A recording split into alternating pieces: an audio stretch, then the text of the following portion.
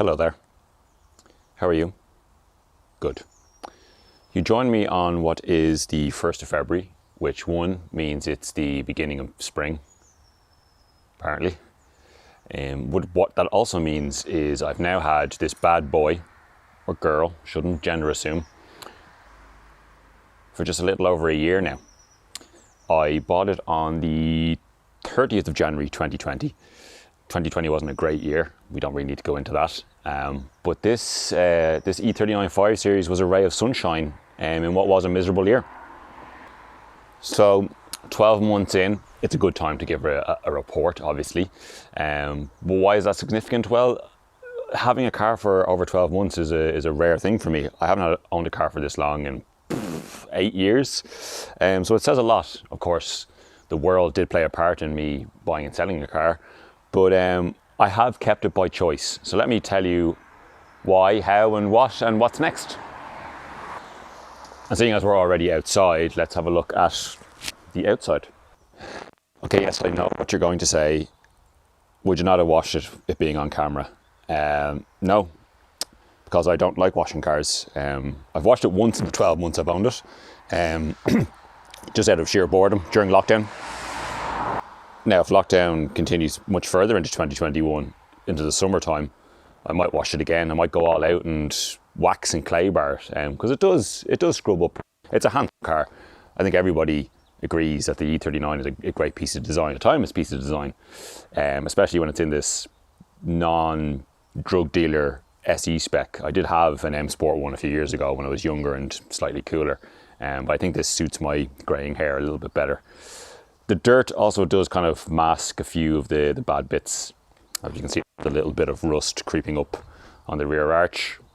Its surface, I'll get to it eventually, but all the bits that matter are still rock solid, which is pretty surprising for a German saloon car of this vintage. But yeah, aesthetically it's all fine. That piece of trim on the rear door when I bought it was all bowed out of shape and missing a few clips. I fixed that straight away. Also, the front BMW badge looked like it spent 40 or 50 years on the moon and the radiation had peeled away all the paint. But because I thought it was a Beastie Boy back in the day, I actually had a collection of car badges in my room. So surprisingly, I had one that fitted the front. So it has a nice fresh BMW badge. So yeah, all in, it's aesthetically okay. The other side, there's a rather large dent on the rear door, which goes into the rear arch. I bought it that way, might I add. But that's okay. This car was only €600. It has a few dents and scratches, and I like that in a daily driver. It means I don't have to worry about it. I can park it anywhere. I can drive it enthusiastically and not really worry whether, I add to the aesthetic scars. That's enough of the outside though. Oh, I suppose I should show you the boot while we're outside of the car. One of the other things that wasn't working when I first bought it was the boot release button, which is down here, was pushed into the dash. But I managed to fix that myself, and it makes a very satisfying noise when you press it to open it. The boot is cavernous. It goes way back in here. I don't know what the literage is. 4,000. You should always carry a jerry can. It's not very economical. If you own a BMW of this vintage as well, it's no harm to have a bottle of coolant to hand. There should be a 6-disc CD changer in there, but there isn't. Spare battery, no harm in that either. Not great for the fuel economy having it in the boot, but I'd rather have a battery than worry about my fuel economy so much. Jump leads as well, a good thing to have. It does have its original BMW first aid kit, which is fully stocked. You get like $5,000 on the eBay for this. It also has a full-size spare wheel, which was good when I first NCT'd it last year. It failed on cords being exposed in the front tyre. But I'll just swap out for the spare. Job's a good one. No harm in having a tow rope as well. But saying that, this car has been, for the most part, pretty practical. But that's enough of the exterior of the car. Let's have a look at what it's like on the inside. Ow! So the interior of this lovely e39 5 Series, like the outside, I don't clean the inside of the car. I don't keep rubbish in here, but there are let's just say that there are bits of life in here from the last 12 months. And it also, there's a bit of a smell of damp, and that's not because of me. I just think some of the seals have probably seen better days. It is very comfortable though, and despite it now wearing 121,126 miles, all the bolsters and squabs in this seat are still up top notch. I've taken it on some larger road trips, and it's very comfortable. There's lots of adjustment in the seat. It goes nice and low, and there's lots of adjustment in the steering wheel. Yeah, I've had some passengers in it and they don't seem to have any complaints. The 2 cup holders up here are broken. The air conditioning, broken. It has a cassette player, which I don't use, but consumer advice, I got this this FM tuner from Halifax for 12 quid, which works very well, which you can connect to your phone via Bluetooth. There's cubby holes everywhere. There's one here in the door for my drinks bottle, which fits in perfectly.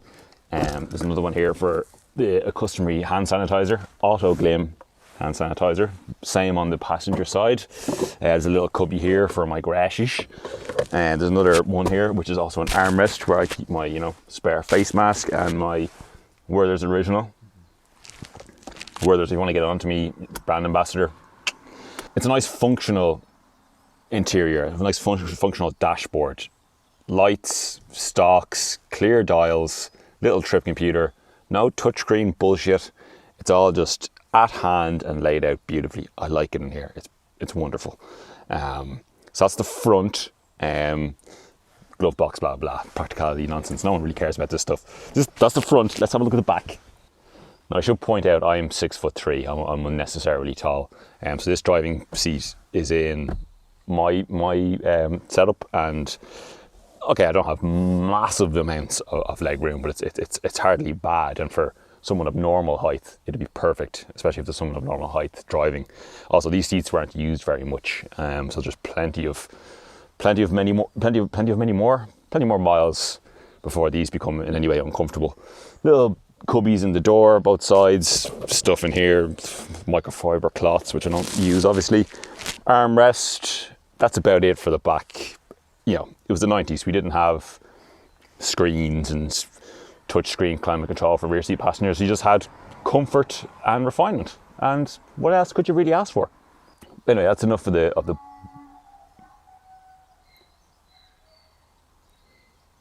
that's enough of the practicality. Let's see what it's like to drive. Join me, won't you? Alrighty, let's hit the road. Ooh, listen to those 6 cylinders fire into life. Okay, so driving. Oh. So the driving experience. Well, what it was designed for was the Autobahn. And for long distance motorway drives, it is spectacular. It's really, really comfortable. The ride is sublime, especially for a car with 120 plus thousand miles. I'm sure it could do with a bit of a suspension refresh, but even still, it cossets the road. You can do 300, 400, 500 kilometers in this in a breeze. Fuel economy, it's currently saying I'm averaging 25.2 mpg, which, having done some of my own calculations, is probably about 10% out. So yeah, you're probably averaging mid to low 20s. You can squeeze more than that out of it. On the motorway, you can get mid to high 30s. Round town though, it likes to sit on the L unleaded. Now, part of that is because it doesn't have a lot of power anyway. It's 150 horsepower in this pre-facelift N52 engine, 2 litre, 6 cylinders. 150 horsepower and 100 and something pound-foot of torque, not a lot. So anything below 3000 RPM and it's a bit, but if you drop a cog and get into the power band, one, it sounds great and it will get a move on. But again, when you start doing that, that's when the MPG will start to fall. The chassis balance though is beautiful. The classic rear wheel drive front engine BMW. It's not a sports car, it's a heavy car, it's knocking 1800 kilos.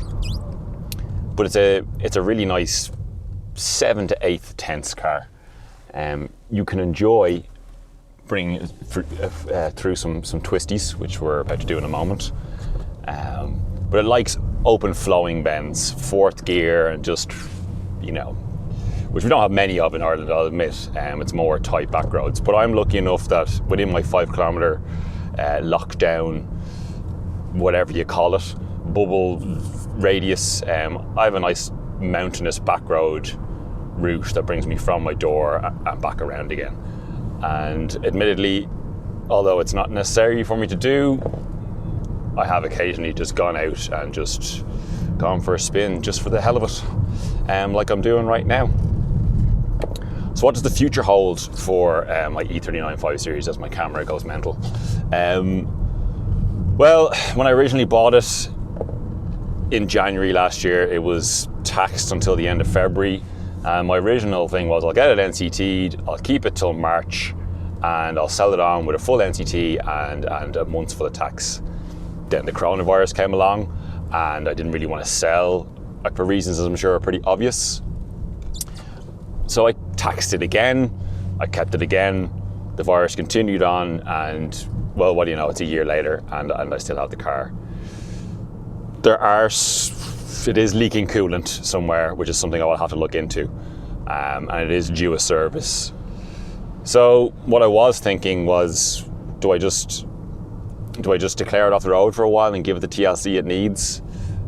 Technically it's due as NCT now, but again, thanks to the coronavirus, that's been extended to May. So do I declare it off the road, give it the bits and bobs that it needs, and then get something else as a daily? But I don't really have space for another car. But regardless, I think it's a keeper. I feel like I'm obliged to give it the love that it needs. So watch this space. This is definitely not the last you'll see or hear of this BMW 5 Series. So with that note, back to the studio.